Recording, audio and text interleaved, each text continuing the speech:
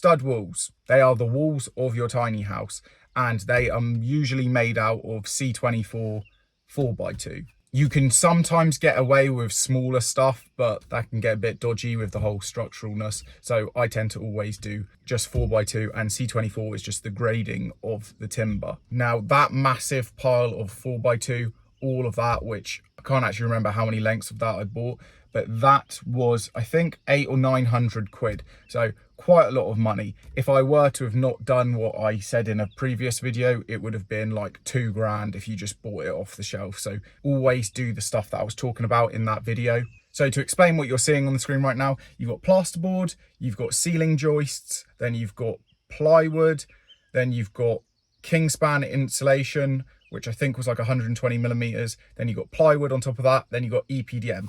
All of that sandwiched together. I think there might have been a membrane in between one of them, but I can't actually remember where that goes. But that equates to 30 centimeters.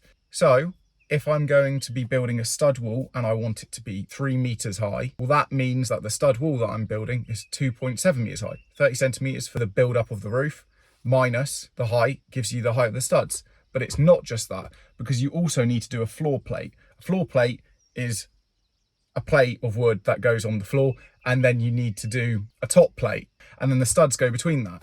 And remember what I was saying, where you want to try and be as efficient with timber as you can so you don't get ridiculous offcuts. Well, that can affect the size of the lengths of wood you get, because now we know that actually it's a 3 meter high wall, but I'm actually only going to be cutting 2.6 meter lengths. Well, that means 2.6 times 2 is 4.2. Yes. No.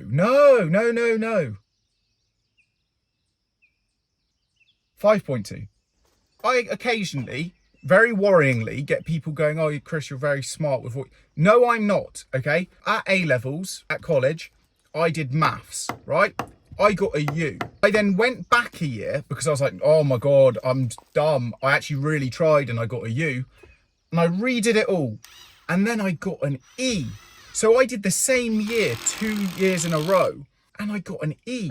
So I went from failing, which people at my school who didn't even turn up to do their exams, they got a U as well. So I might as well have done that. Went from a U to an E. Okay, and then I was just like, I can't go back a year again. That's going to be even more embarrassing. So I was like, okay, I will just lock myself in my room.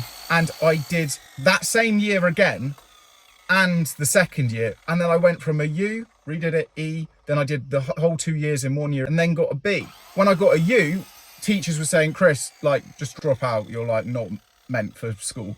And I was like, I can see why you would say that, but I believe in myself that I can do this. Then people around me were saying, yeah, Chris, some people are just like naturally gifted at maths and you just don't really have it, Chris, okay? You just don't have it. Like you just go, you'll be on 18 grand a year for the rest of your life. You'll have a good life, but just go that way, Chris. Go, shush, shoo. I was like, nah, shut up, watch me. And then I got a B. Guess what? Same teachers, same people. Oh, some people are just naturally good at maths. I was like, but you said the exact opposite to me 2 years ago. And in that moment, life lesson here, I realized that you can do absolutely everything. If I wanted to be a pure quant algo trader, I could do it if I wanted to. I don't. I like doing DIY stuff. And as you can see, my maths has deteriorated a lot. But this is infinitely more enjoyable than working in finance. And that is why I am moving away from that. But we will talk about that more in the future.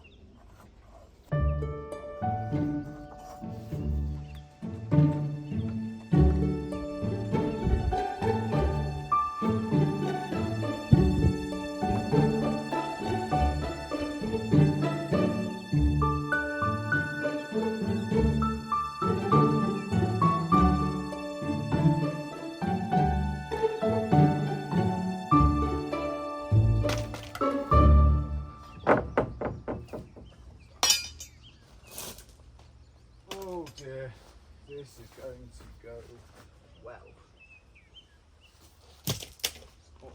Not going to go well. How heavy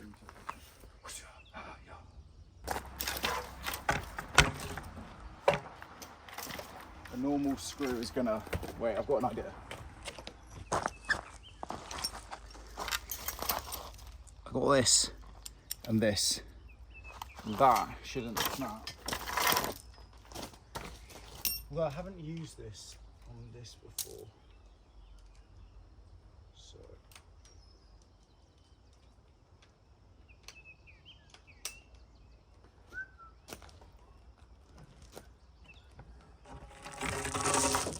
Like, where are we talking? It's like 2. Right there, maybe? I think just...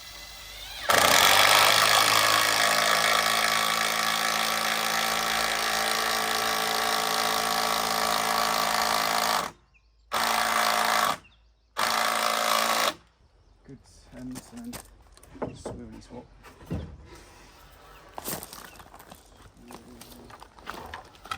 Oh yes. Oh no, I wanted it to go that way.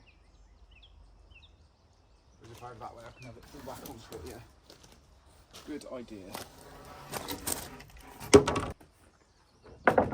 Oh, that's nothing but... It's like a...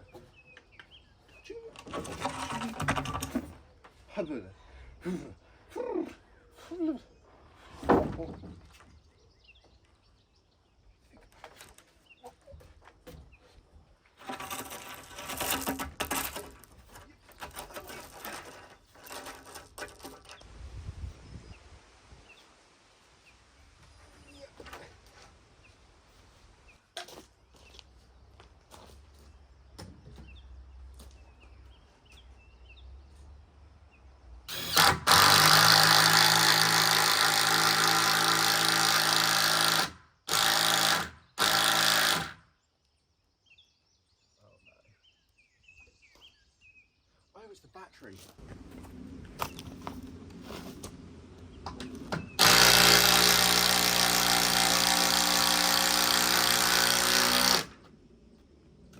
So this is currently at about level 20 in terms of sketchiness, but that's not bad. I'm pretty happy with that. As you can see, I've got to move this over a little bit there and then shift this across, which I think I'll use a hammer, to be honest. That is that part done, almost. Still got a bit to do, but yeah, I'm pretty happy with that. That went better than I thought.